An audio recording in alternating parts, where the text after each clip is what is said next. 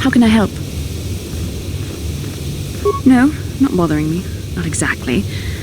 I've been thinking about what the Jedi Council said about the two of us. There is a bond between us. I do not dispute that. I can feel it, as I'm sure you can. The nature of that bond and its effect on our mission remain in question. Please. I'm a Jedi. Such feelings, such attractions are, well, they're beneath me, quite frankly. I admit I find you intriguing. I find your command of the Force intriguing, but my interest in you is purely academic. Surely you can understand why. Our fates are strongly connected. So connected that a literal bond has been forged between us. I saw your service records when you were transferred aboard the Ender Spire, but nothing beyond that. I know very little about you. I'd like to ask you some questions, given our relationship. I was referring to the bond we share, the one the Jedi Council spoke of. If I was actually interested in you, rest assured I could come up with a much better approach than this. Touched a nerve? No. Getting on my nerves? Most definitely. I suppose this is what you men consider being witty. Now, are you going to answer my questions, or would you rather just keep annoying me? Don't worry, these are simple questions, nothing too intrusive. First, what kind of background do you have?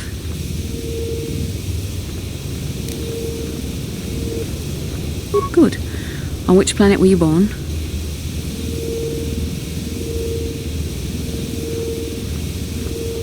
Excellent. Your current age is?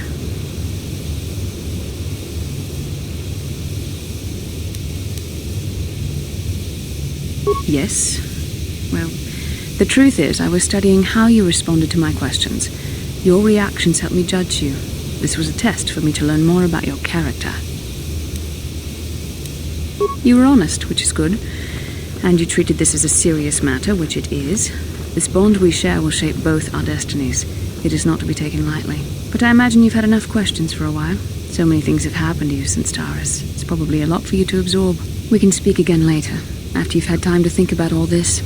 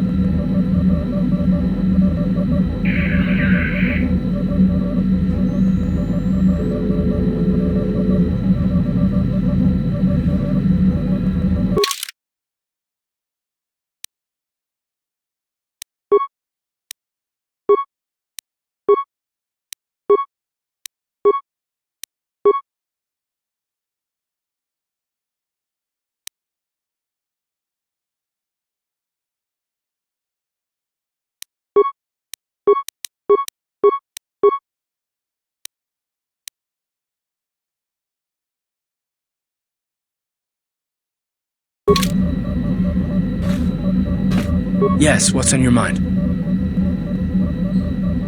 Have I been quiet? Suppose I have. I guess I just don't like being left out of the loop.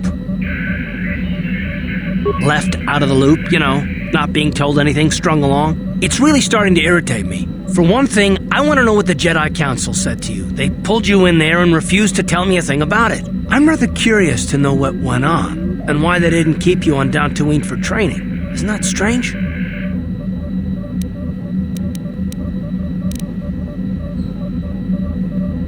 And why is that? You were a great help on Terrace, but why would they keep you with us? Don't they have to train you?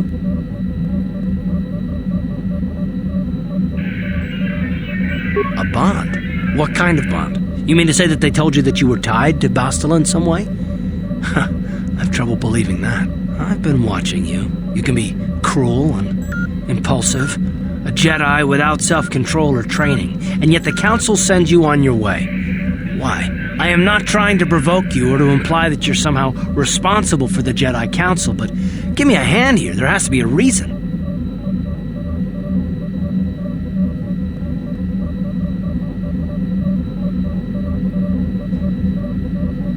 No, I didn't mean that you weren't wanted or that I want to go. It's just... Damn it. Well, I'll tell you this much. I'm not going to wait around until I'm betrayed again. Yeah, we'll just see about that, won't we? Look, I didn't mean it that way. I want to get to Saul, not... No, forget it. It just seems that all I can do is insult you, isn't it? Just forget I said anything. Let's just get on with what we were doing. How can I help? I do? How did you know?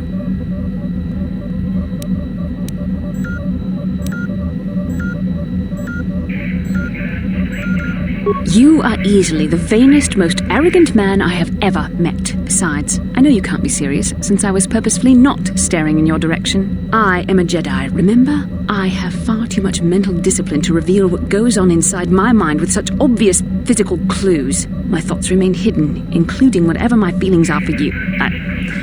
Whatever I think about you.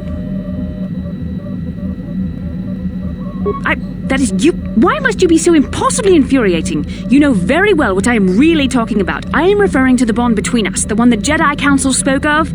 Our connection allows us glimpses into each other's mind. We can feel some of what the other feels, and what I feel within you troubles me. A Padawan must receive considerable training. They must learn to control their emotions and darker impulses. Often it takes years before using the Force can be considered safe. The fact that you are so strong in the Force and have had such relatively little training could have terrible consequences. For you, and for everyone around you. I don't think there's much you can do. If things were different, I would recommend several years of training under one of the Jedi Masters. But I fear that won't be possible.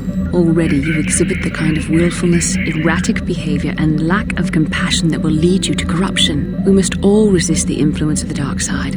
It's everything we are fighting against. This is doubly important for you, with your natural affinity for the Force. I'm sorry if I come across as harsh, but I am concerned for you, for our mission, and for myself as well. Our destinies are intertwined. Everything one of us does will have consequences for the other.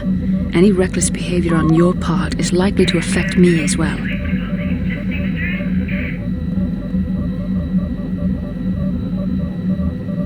I believe you truly mean what you say, for now, but sometimes it is not so easy to keep such promises. Your power could be a gift or a curse. When you need guidance or advice or support, I will do my best to help you stay on the path of the light. I only hope I have the wisdom to help you through the dark times. But for now, we should return to our mission. Yes, what's on your mind? You got it. How can I help? Then I suggest...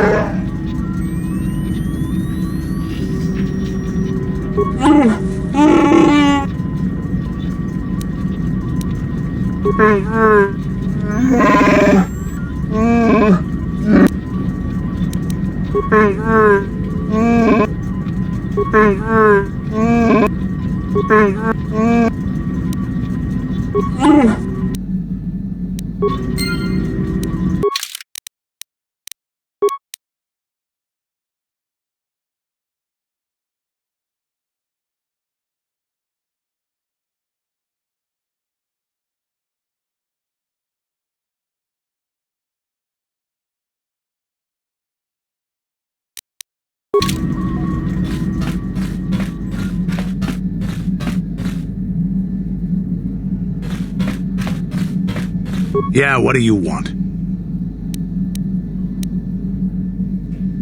I was one of the best youth warriors in the clan Ordo in my time. No one before me had mastered the power of our basilisk war droids as quickly as I had. Except Mandalore himself, of course. In those days, we were sweeping across the Outer Rim, destroying all who fought us. Young Mandalores would prove themselves in real combat with unknown opponents above 1,000 worlds. Each brought back stories of his achievements. I remember it well, orbiting high above a placid world, its defenses just stirring. As was tradition, I would go ahead of the first wave to find enemies in the thickest fighting. I remember sitting there in my armor, linked directly with the basilisk thrumming beneath me, my heart racing with fear of the coming battle. Every new warrior has to fear to understand how to beat it. You must know that. The doors opened in front of me, and the air was sucked out of the drop bay, scattering crystals of frozen vapor across my path. I can't describe what it feels like to look directly down at a world, falling continuously as you circle it, with barely 15 centimeters of armor plate protecting you. When the magnetic locks disengaged on my droid, I plunged out of the drop bay towards the battle that waited below. The exhilaration, the euphoria I felt as I streaked into the atmosphere, dodging self-guided projectiles and beam weapons, was unmatched. An 80-kilometer plunge through the atmosphere, dodging and weaving, the outside of my armor glowing like the sun with the heat of re-entry. And with barely 30 meters to spare, I twisted and skimmed the surface, firing at the giant beam generators that were in my path. The explosion from that sent shock waves that leveled the entire complex around it. It was the moment of my life. I'll never forget those times. But things are different now. We can't go on fighting the way we did. There are too few of us left now. But I really don't... Is there something else you want to know?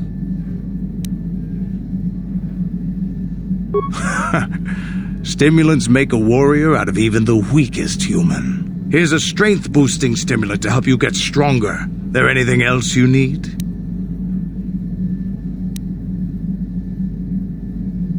You want another war story, huh? You want to hear about some other world getting wasted, eh? I knew you were the type. Your stagnant republic has never seen some of the strange creatures and races we fought on the Outer Rim in those years. And you never will now. We were going through the asteroid fields of the Crispin system at the very edge of the galaxy, playing with the pirates and smugglers we found there. The main belt in the Crispin system consists of mainly small rocks covered in frozen methane gas shells, and the pirates were using them for cover. Ha! I remember using a thermal generator to cause the outer layer of one of the asteroids to vaporize in a picosecond. It blew out and shredded the 3 smugglers using it for cover. But that was a mistake. The asteroid I had targeted was smaller than most, maybe a dozen meters on the side. On the outside, it looked the same as any other, just a ball covered in frozen gas. But something must have been inside it, something inactive in the cold. The heat of my blast might have triggered something or woken something up. After I'd hit it, spots of light and heat appeared all over the thin shell, still covering it, evaporating the gases. What lay underneath looked like some sort of rocky growth. A deformed rock, pitted by scores of micrometeorite scars. I think something even older might have been inside that.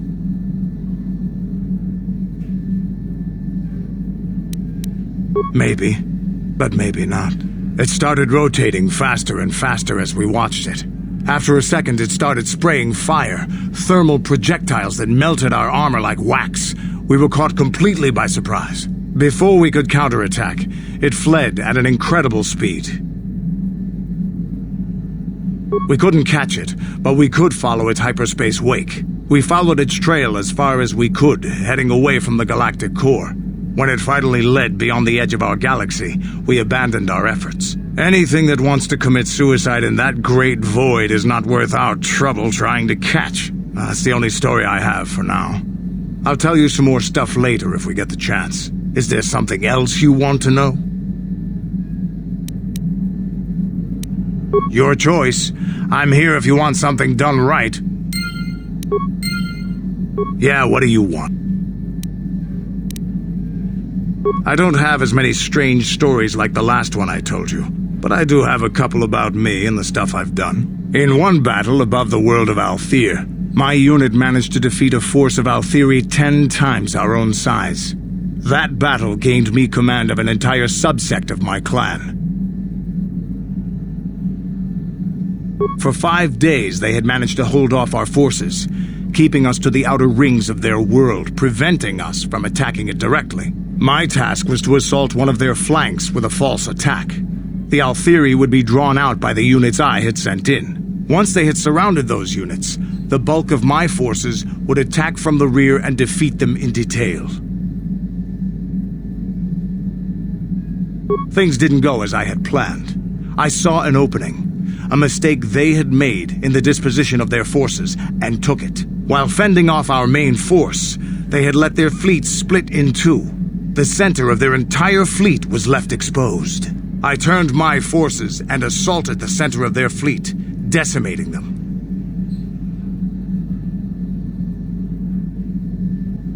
This is a chance given to a warrior once or twice in a lifetime. The chance to change the course of history in a single act. Their slow, ponderous ship could not turn to face us without being overwhelmed. The command vessels were destroyed in seconds. Their ranks were thrown into chaos. It was amusing to watch the surviving ships scatter and flee. Several even tried to dive through the plane of the rings to escape us. They were shredded by the rings or crashed into rocks, or were destroyed by our forces as we pursued them. Warriors do not flee from a battle if they are losing. They fight to the end, as we did against your Jedi Revan. Another time, maybe, I'll tell you about how the war with the Republic went. For now, let's just get on with things. Is there something else you want to know? Hey, don't worry. I think you've got enough there as it is. You don't want to overload yourself. A real warrior knows his own limits and doesn't overestimate. There anything else you... Your choice. I'm here if you want something done right. Yeah, what do you want? Your choice.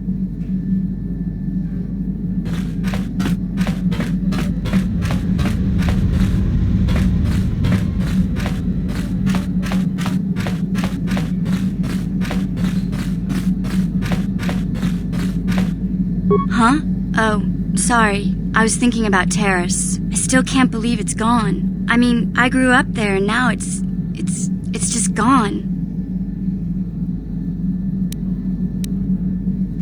Yeah, I know. The Jedi got rid of Revan, so I figure Malik's days are numbered too, but that doesn't make the pain go away, you know? Look, I'm not saying I can't go on or anything like that, it's a shock, you know? I mean, I knew the Sith were evil and all, but the reality of it kind of slaps you in the face. But I suppose that's why we need to stop Malik, right? The more time I spend dwelling on Taris, the more chance some other planet will get wiped out.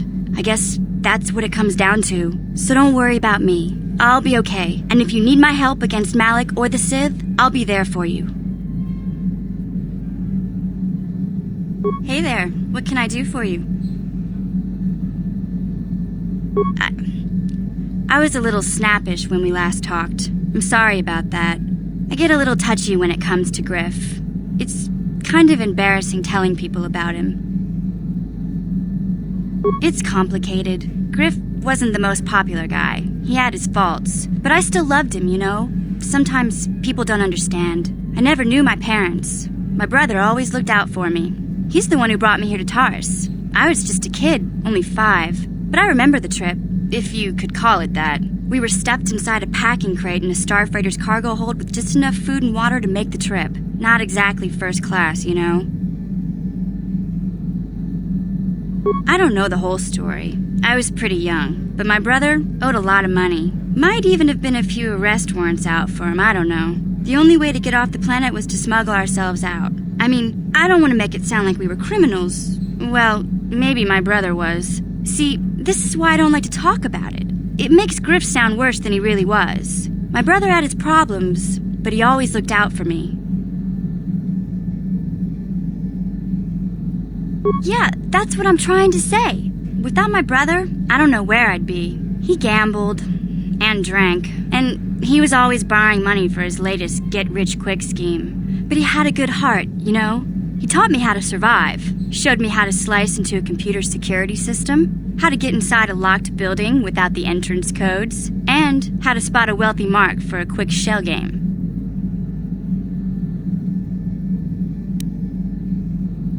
Yeah, Griff did right by me. I really miss him since he left.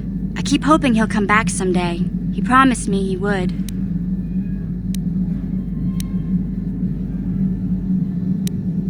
He fell in with a bad crowd. It's all Lena's fault. She's the one who took him from me. Just batted those long lashes at him and off he went. I don't want to talk about Griff and Lena. Just the thought of that space tramp makes my blood boil. Subject's closed as far as I'm concerned. If I'm gonna be any help to you, I can't be worrying about my brother running off with some intergalactic skank. So is there something else you need? I'm not the one you should ask about Tatooine. I didn't even know there was a Jedi Academy here. I always thought it was just a bunch of settlers and farmers. Sorry I can't be more help, you know? Is there anything else I can do for you? I'm sorry for the way I acted before. It's just that when it comes to Lena, I tend to get a little worked up. My brother and me had a good thing going. Sure, Griff had his run-ins with the law on Taris, but we got by okay, until Lena came and ruined everything. She was a dancer at the cantina where my brother used to go play Pazik. Griff could be a real smooth talker, and it wasn't long before the two of them were dating. But Lena was used to dating rich Teresian nobles, guys with mountains of credits. Griff could never give her the lifestyle she was used to, no matter how hard he worked. I thought Lena would brush Griff off when she saw how poor he was, but for some reason, she stuck around. I guess she saw the potential for a big payday down the road.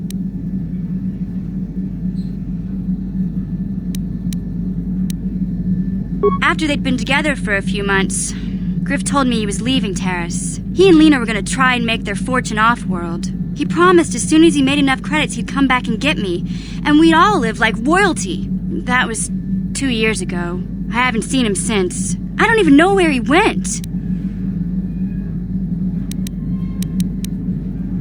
Oh, I know what happened. As soon as she got him off Taris, Lena sunk her claws into Griff but good. She twisted him around her little finger and made him forget all about me. I know I'll probably never see Griff again. But part of the reason I came with you was the hope that I could find out what happened to my brother. Don't worry.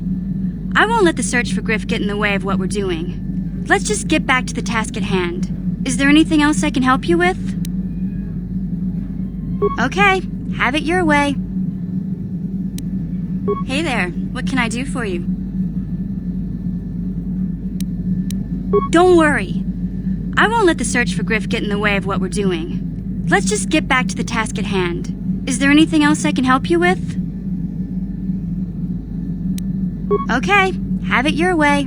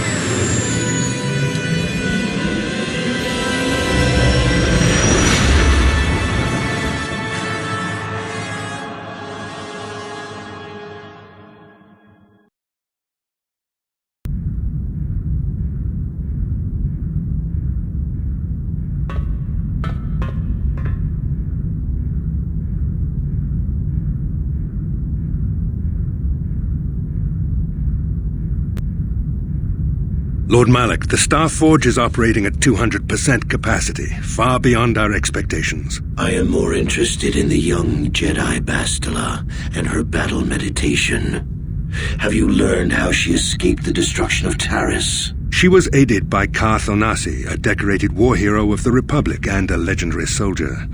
During the Mandalore Wars, he was honored many times for his bravery. You know this man? Yes, Lord Malak. He served under me when I still followed the Republic. You could say I was his mentor. Interesting. How did you acquire this information, Admiral? An eyewitness, Lord Malak.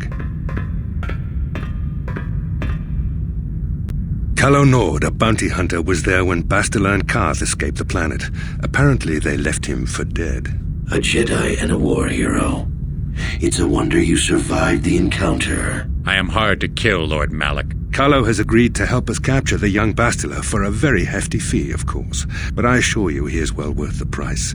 His reputation as a bounty hunter is well earned. Her companions are nothing to me, Calo. But I desire the young Jedi taken alive, if at all possible. Lord Malak, forgive me, there is something else. May we have a private audience away from the ears of the common soldiers? I trust you are not wasting my time, Admiral Kareth. I promise you will be very interested in what Calo has to tell you about Bastila's other companions, Lord Malak.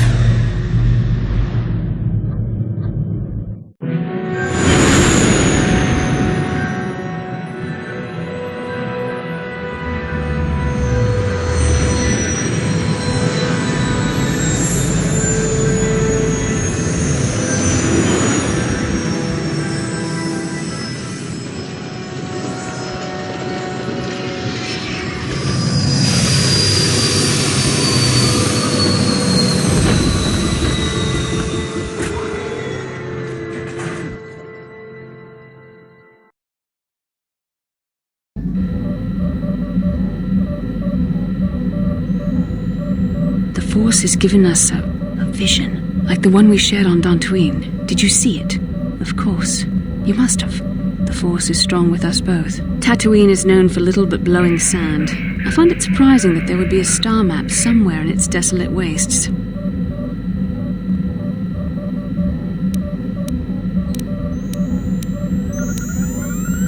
Perhaps, though that would have been tens of thousands of years in the past. Now there's nothing but the howling emptiness of the Dune Sea. The star map would likely have to be within some kind of shelter to protect it against dust and sandstorms. I suspect there are many such caves and caverns hidden in the sands of the Dune Sea. The creatures of this world probably use them as their lairs. No doubt things will become more clear once we discover the star map's location.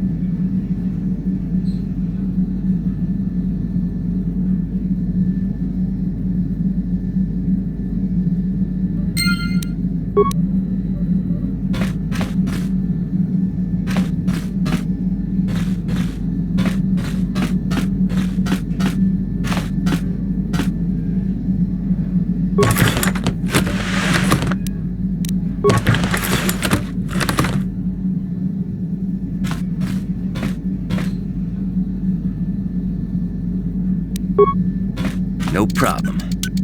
Didn't work.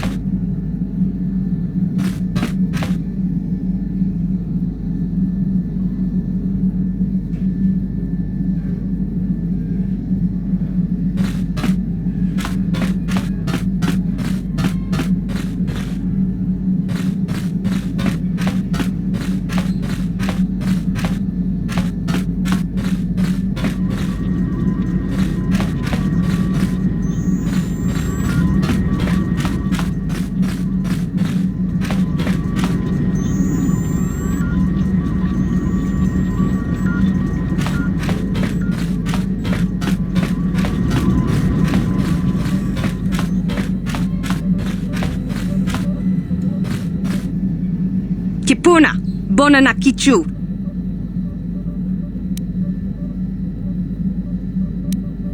Salima wanga kun bikin. Mucho shakapaka.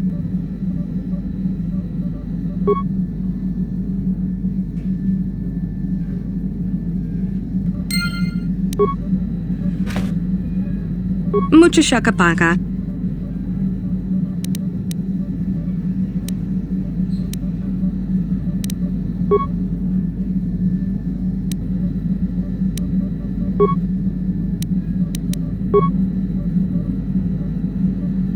Mucho shakapaka. Mucho shakapaka.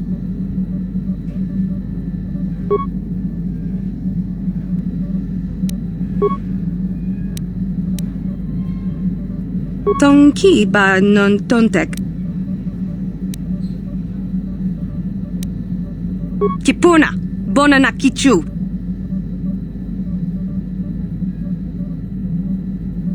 Selima wanga kunbi. Kipuna.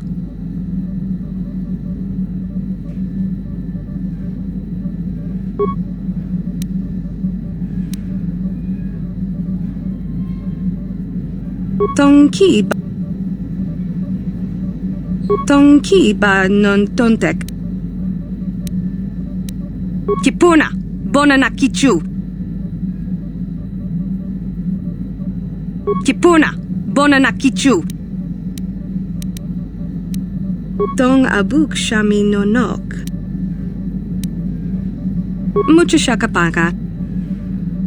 Tong abuk shami no nok. Tong abuk shami no nok. Tong abuk shami no nok. Tonki ba non tontek. Selima wanga kunbikin. Mucho shakapaka.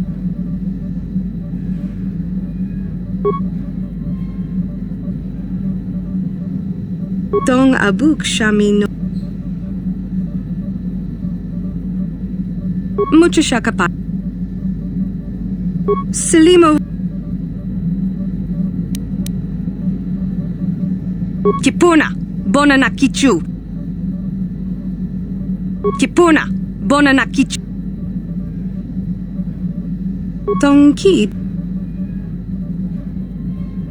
Tonki ba. Tong abuk shami no nok. Mucho shakapa. Selima wang. Kipuna. Kipuna. Kipuna. Tonki.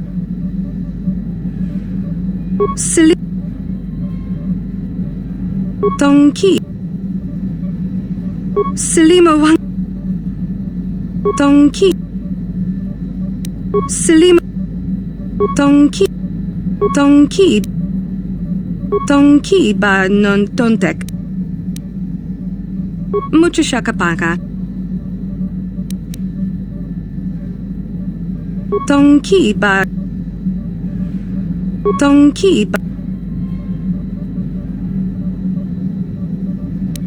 Mucho shakapaka. Selima wanga kunbikin. Kipuna, bona na kichu. Tonki. Tong abu. Tong abu. Tonki.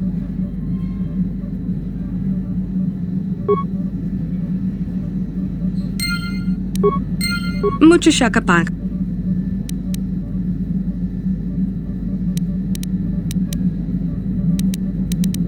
Mucho shak.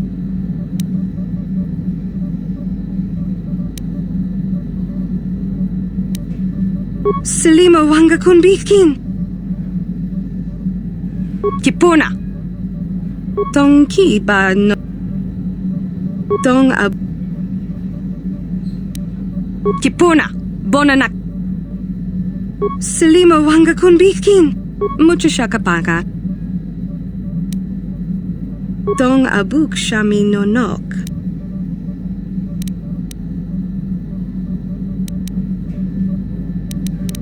Tong abuk. Tonki ba non tontek.